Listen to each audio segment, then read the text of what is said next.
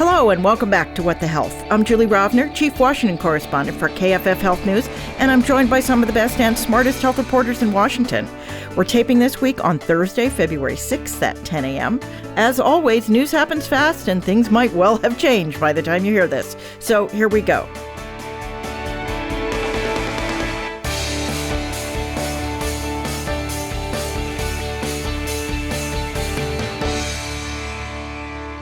Today we are joined via video conference by Miranda Ollstein of Politico. Hello. And Lauren Weber of the Washington Post. Hello, hello. Later in this episode, we'll have my interview with my KFF Health News colleague, Julie Appleby, who reported and wrote the latest Bill of the Month about a young woman, a grandfathered health plan, and a $14,000 IUD. It is a wild one. But first, this week's health news.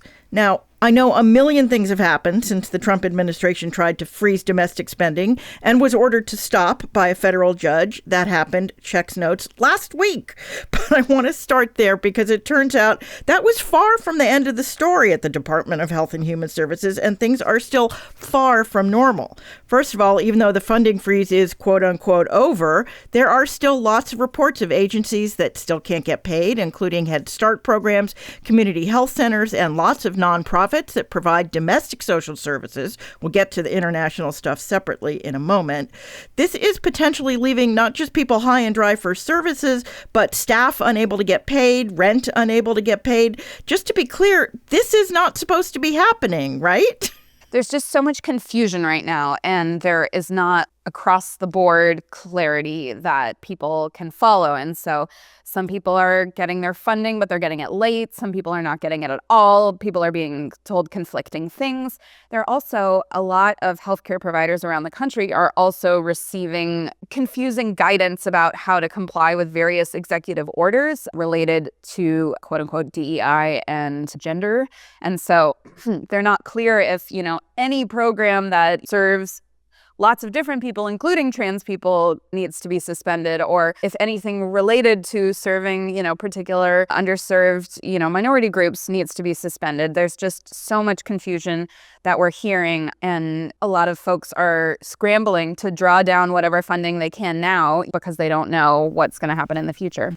And of course, adding to this is today is the deadline for federal workers to say whether they want to accept this strange offer allegedly from the Office of Personnel Management, which is not supposed to be sending out government-wide emails, telling people that if they reply to the email with resign, they can have 8 months of pay, even though the government is only funded at the moment through March 14th. So, of course, all of these federal workers are getting all kinds of conflicting information about what they should do for their own situation, much less what they should do for, the people they're supposed to be serving in their jobs. Yeah, I think it's important to look no further than what Elon Musk did to Twitter. He stripped it down to bare bones, and I think a lot of federal workers looking at that historical example potentially see the writing on the wall that their jobs may or may not exist. So they're looking at this offer, but with trepidation, because as you pointed out, how can they possibly pay the full 8 months? How would that work? Is this legally possible? There's just so much confusion swirling around. No one really has a sense of what's up or down in terms of how this could go forward. And we need to make it clear. When Elon Musk bought Twitter, he bought a private company. It was basically his to do with as he pleased. If he wanted to offer people buyouts, which, by the way, I think a lot of them didn't get promised severance, he could. And if he wanted to fire people, he could. This is the federal government. Hundreds of thousands of civilian workers are supposed to have civil service protections. We're not talking about political appointees, most left on their own the day Trump took over. These are people who were supposed to be there throughout changes in administration. People are just seeming to accept this at face value that Elon Musk and his group of 19 to 25-year-olds can basically come in and fire the entire federal government at will. That's not legal. And I'm also seeing a lot of federal worker unions telling people, don't fall for this, don't accept this quote unquote buyout, hold the line. They're challenging this in court. And so again, what you both said, it's not clear that they can fulfill this promise of funding through the fall, but it's also not clear if any of this is legal. And so you have these unions and organizations pleading with federal workers not to fall for it and not to take the resignation offer. But you also have a lot of people saying, well, if the choice is accept this or wait and just be laid off with nothing, then I'm going to accept this. And so a lot of people are worried about their own livelihoods and thinking this is sort of a lifeboat. Well, meanwhile, it's not just funding. At the same time, web pages around the Department of Health and Human Services, mostly from the Centers for Disease Control and Prevention, the FDA and the NIH, have been disappeared. Some have been reappeared. A banner atop the main page for the CDC website says it's, quote, being modified to comply with President Trump's executive orders. And while the freeze on outside meetings and travel and grant review at NIH has been loosened, it is still ongoing. Oh, and we haven't had a morbidity and mortality weekly report from the CDC in 2 weeks now. Newsflash, there's an Ebola outbreak in Uganda and a herd of cattle in Nevada with a different strain of bird flu than the one that's been going around. What are you guys hearing about what's happening in these departments with their outside communications? They're not really allowed to talk to the public yet, right?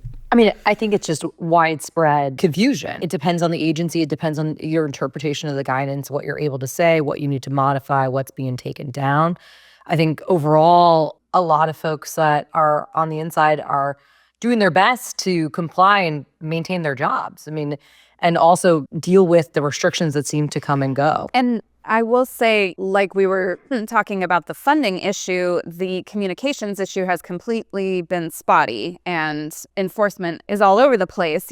For instance, yesterday we did get a report out from CDC on maternal mortality data, which we can talk about if we want. But, people were not sure whether that would be released or not amid all of this because other reports have been held up. And so it's just all sort of seeming from the outside to be very ad hoc right now. And there's not like blanket policies that people can depend on. So, Alice, you referred to this earlier, but one of those executive orders that agencies are supposed to be bringing their programs and funding in line with is aimed at eliminating any vestiges of what's known as diversity, equity, inclusion, and accessibility in the federal government and in grant programs.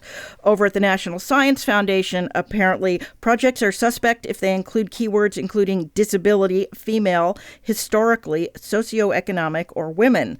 Also, minority, institutional, or excluded. Basically, if your grant has any of those words in it, it is marked for potential cancellation. And it's not just in government. Stat this week is reporting that the American Society for Microbiology, which is not a government agency, although it does receive some federal funding, has removed all the DEI content from its website. And the impact may be having unintended effects also. Eliminating all DEI jobs in federal agencies also includes people like sign language interpreters for the deaf and others who provide accommodations for workers with disabilities, which is required under, remember those, federal laws like the Americans with Disabilities Act. Has anybody asked the White House about this or even HHS? We're seeing reports of things happening that one assumes were not intended by these executive orders. There's just so much. There's such a flooding the zone of this. I think a lot of the federal agencies are also waiting till their new heads get into place. I think there's a little bit of a waiting game going on here. Obviously we saw that Robert F. Kennedy Jr.'s confirmation hearings advanced. Assumedly sometime next week, he will likely be confirmed. I think you will see more clarification potentially. I think that's all potentially after you have some of these heads of agencies, whether that's HHS, CDC, FDA, come into place. I mean, I think some of this was a stop, hold the line, kind of get situated. But the reality is, as I pointed out, Kennedy's not currently HHS head. And so there's still a lot of waiting time. And in the meantime, there's a lot of confusion over what the communications are, what's allowed, what's not allowed, what's complying, what's not complying.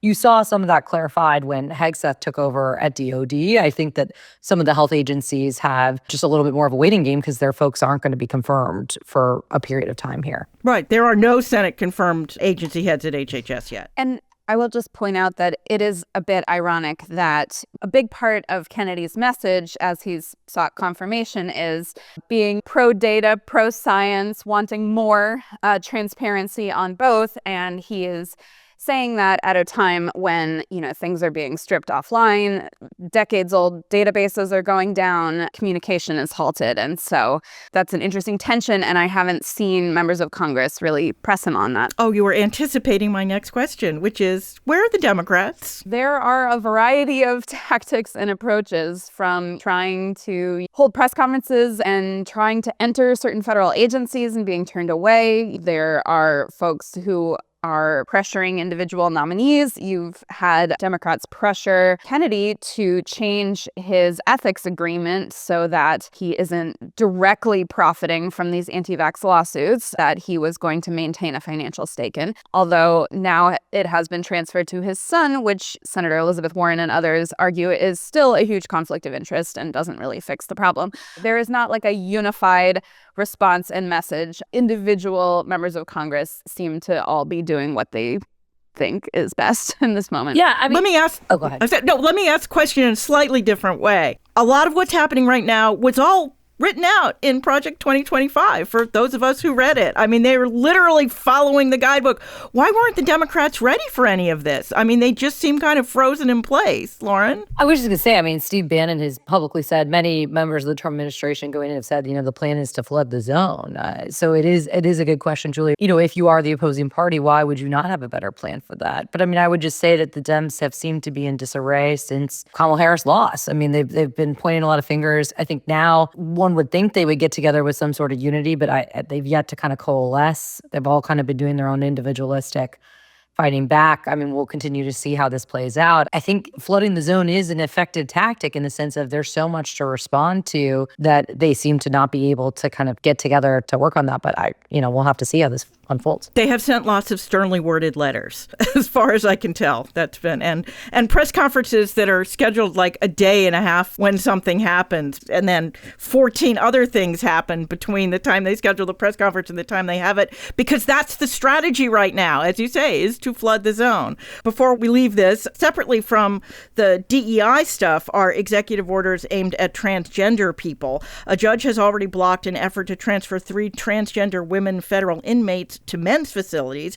and to cut off their access to hormone therapy. But meanwhile, demonstrating that these orders go further than many might have anticipated, and I think one of you actually already mentioned this, hospitals around the country are already cutting off treatment, including reversible treatments, to transgender minors for fear of losing all of their federal funding. Now, I know a lot of families move from states with restrictive policies to states with less restrictive ones over the past couple of years. This is like what they want to do on abortion, right? It's just cut off access nationwide. I think that there are a lot of parallels with abortion in this space. I think, one, you see impacts on blue state residents who thought they would be, quote unquote, safe from these policies being affected. You're seeing hospitals in California, you're seeing hospitals in New York, you're seeing hospitals in other states with their own state protections suspending services out of confusion and fear of losing federal funding, et cetera. I think in both contexts, we've really seen over the last few years, especially just how fundamentally risk averse and cautious the healthcare world is. And when there is a gray area, they tend to lean more towards overcompliance than undercompliance. I think you're seeing that both in the abortion space and in the trans care space right now. I just wanted to add, at the end of the day, hospitals are businesses.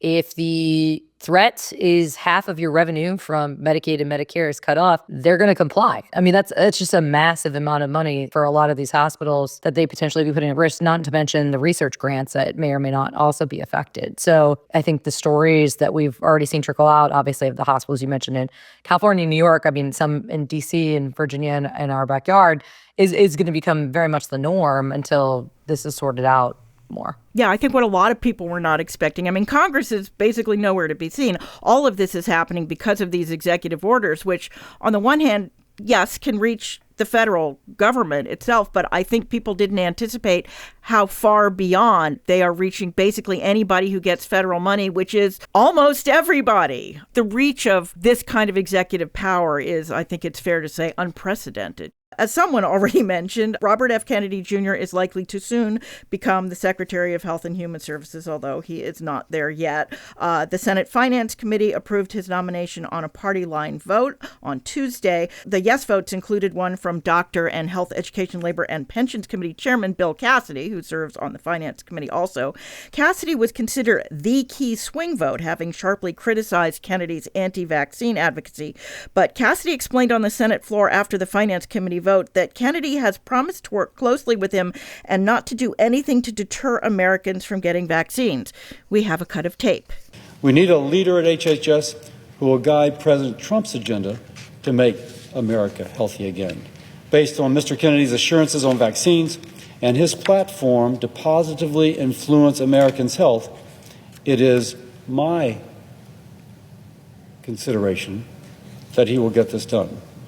So what are we to make of Cassidy's confidence that all will go well here for supporters of childhood and other vaccines? Is that confidence, or is that him saying he struck a deal and these are the terms of the deal and we'll see how that deal turns out? I mean, Georges C. Benjamin's told me from the American Public Health Association, he said, do you think that Kennedy's going to call Cassidy every time he makes a controversial decision? And I think it's a good question asked by the doctor that runs the American Public Health Association. I mean, I think at the end of the day, it seems... I said that's what Cassidy said, though. He said that Kennedy would consult with him on all of these decisions. I understand that's what he said. I'm curious to see if that's actually how that happens. I mean, Cassidy sang quite a different tune than he did in his questioning the second day of the hearings, where he said, I have a hard time believing that a 71-year-old man's going to change his stripes. But it seemed by the time the vote came around this week that he felt that way, despite RFK Jr.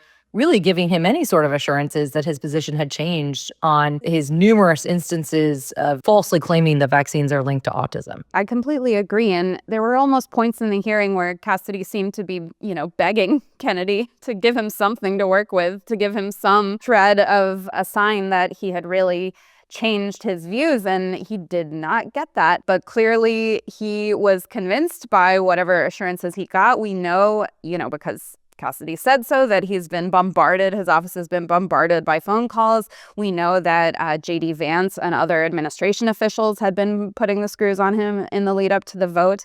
We've seen in the wake of his decision to vote for Kennedy, the public health world being really outraged and feeling that he chose his role as a politician over his role as a medical doctor. It's also worth noting that he is up for re-election soon, would likely face a primary from the right. And so that is seen as playing into this too. I've just seen a lot of the health world really upset. I've seen people referring to this as the Louisiana Purchase. And I had not seen that.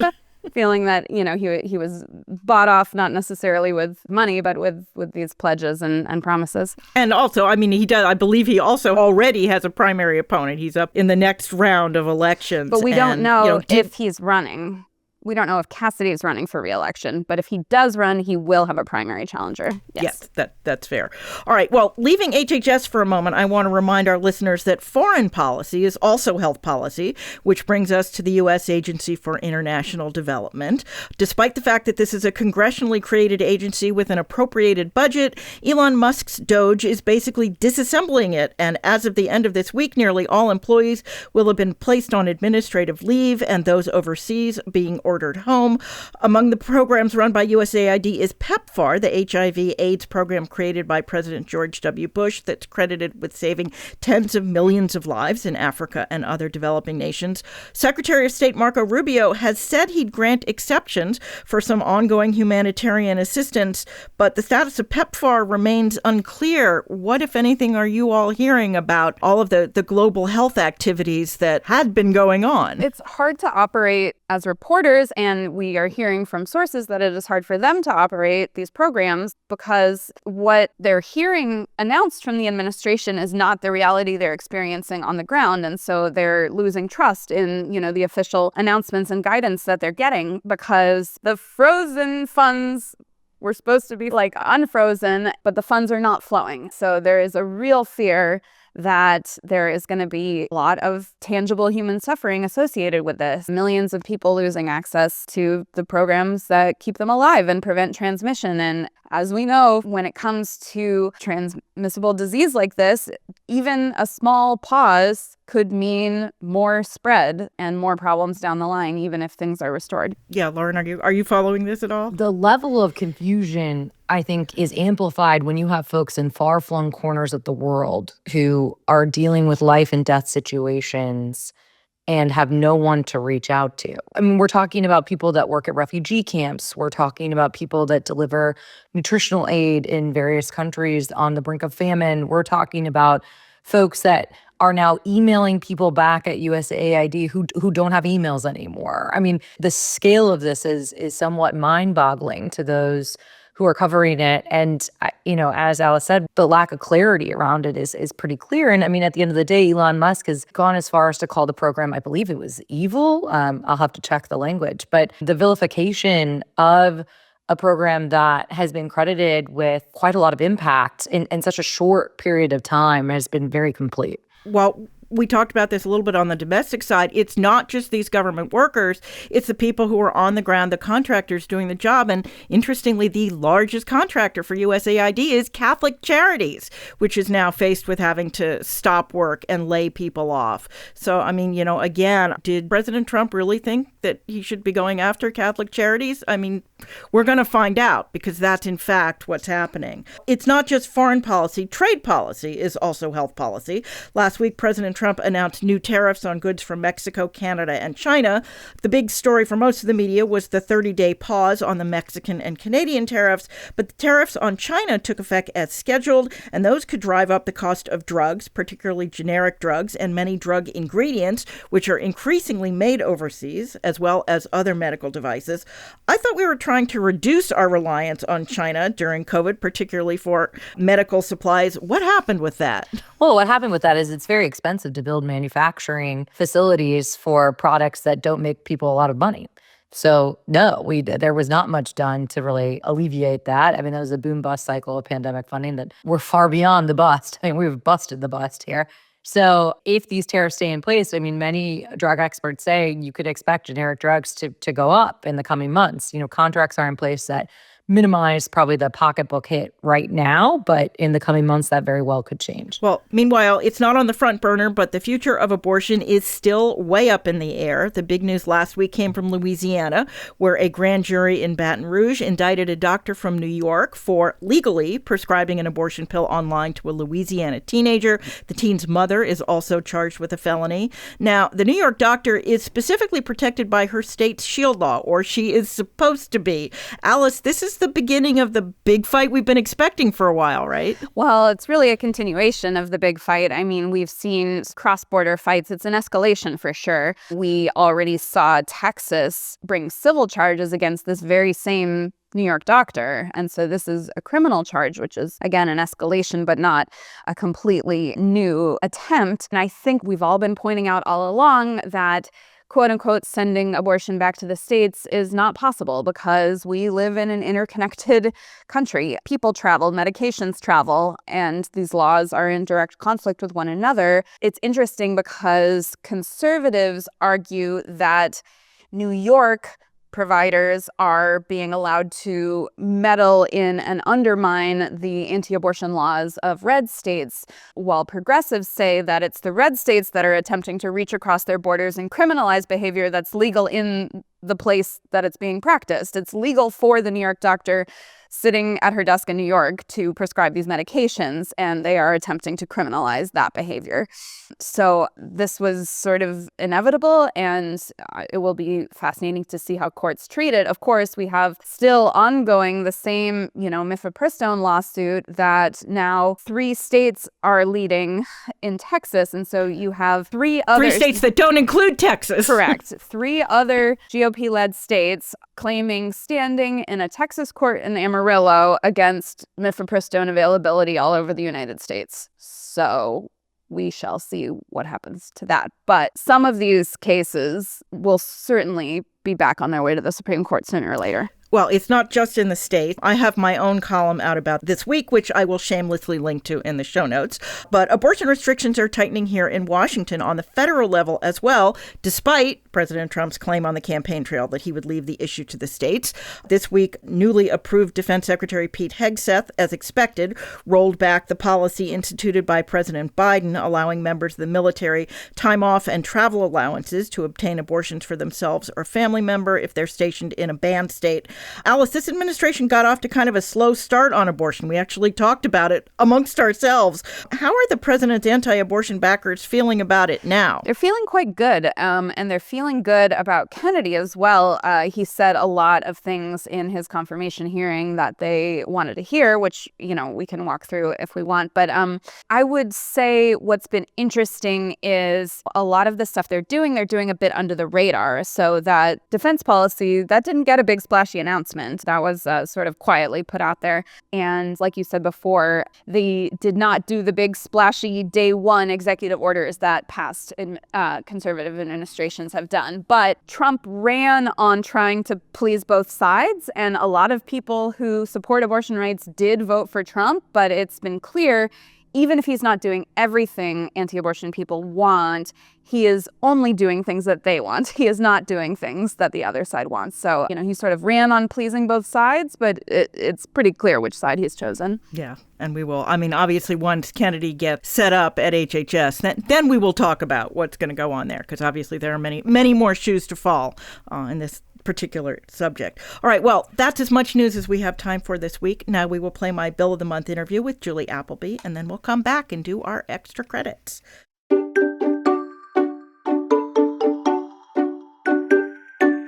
I am pleased to welcome back to the podcast my KFF Health News colleague, Julie Appleby, who reported and wrote the latest KFF Health News Bill of the Month. Julie, thanks for joining us. Thanks for having me. So tell us about this month's patient, who she is, and what kind of medical care she got. This month's patient is Callie Anderson. She's 25. She lives in Scranton, Pennsylvania.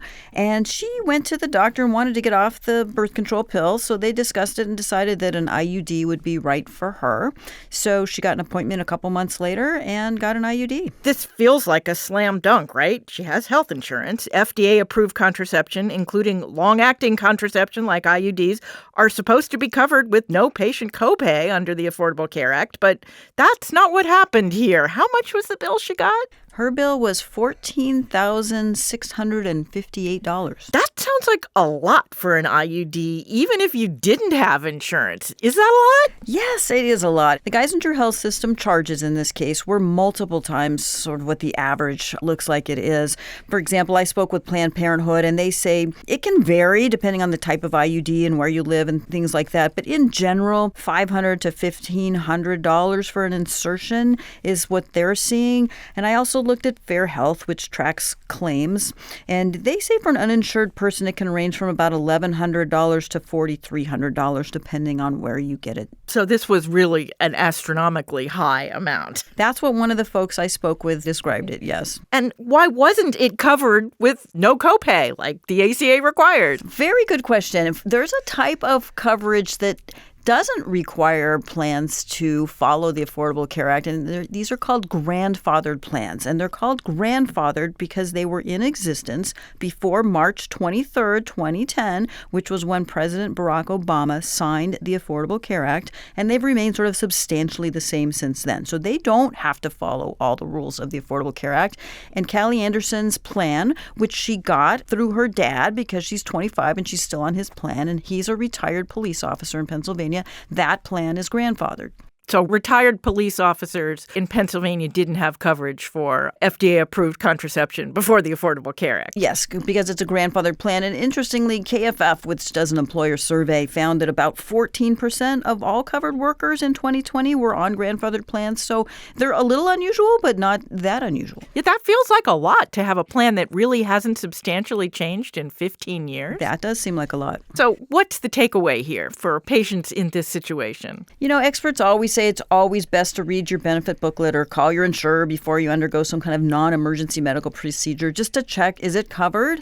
And ask to speak with a representative. Call your insurance plan. Find out how much you might owe out of pocket for the procedure. And sometimes you have to get really specific with birth control, because while birth control is covered, you might have to specify exactly what type you want, because some insurers only cover certain brands or certain types. So it's always best to sort of double check that. But that puts a lot of onus on the patient. And in this case, Callie did ask that she get prior authorization through her health system, and she thought that had been done, but it had not. And what is happening with her bill? What's happening with her bill is she was offered a discount, and then she got a discount off the discount if she agreed to pay the entire amount in full in one payment. So she ended up paying $5,236 for her IUD. Still a lot. Yes, still a lot of money. Alas, we have plenty more bills of the month that we can still do. Julie Appleby, thank you so much. Thank you. Okay, we are back. It's time for our extra credit segment. That's where we each recognize a story we read this week we think you should read too. Don't worry if you miss it. We will put the links in our show notes on your phone or other mobile device. Lauren, why don't you go first this week? I picked an article in CNN that talked about how we have a lot more plastic that is apparently residing in the cracks and crevices of our brains. Now, it's microplastics. They're very, very small, much smaller even than a strand of your hair. But their health impact is not known. And there was also some findings, not correlated, but potentially that there was more plastic, or there appeared to be more plastic in some of the brains that were examined of folks that had dementia or Alzheimer's. It's unclear whether or not that's because those brains change in size, shape, and leave reservoirs more for plastic to hide in. But as we all talk about microplastics and their health impacts, it is alarming to see that they appear to be showing up more in people's brains. I hope this is something that RFK is worried about too. Alice. So I chose Lauren's story at the Washington Post that is a quiz to show how much the things that RFK Jr. has been saying about the nation's food system, they sound pretty familiar. And they sound pretty familiar because they sound a hell of a lot like things Michelle Obama said when she was promoting her healthy food campaigns. And so it's a quiz of who said it, RFK Jr. and Michelle Obama. And I will say I got most of them right, but my strategy was that I focused on the style of speaking rather than the content. Because the content is very similar, but the style of speaking is not. So that's my tip for all you out there. But it does show that conservatives who were outraged when Michelle Obama said these things, they thought it was a nanny state and big government telling you what to do, and it's, our American right to eat French fries and all that, are now embracing this MAHA movement that's making very similar points. Well, I took the quiz and I got most of them wrong. So, Julie, that was Alice, the point. That was the point. Yeah, exactly.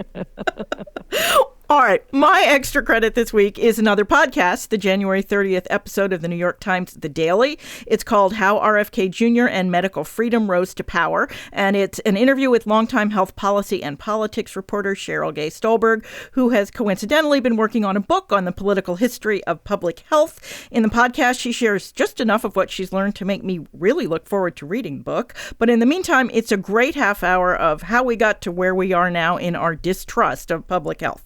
Okay, that is this week's show. As always, if you enjoy the podcast, you can subscribe wherever you get your podcasts. We'd appreciate it if you left us a review. That helps other people find us too.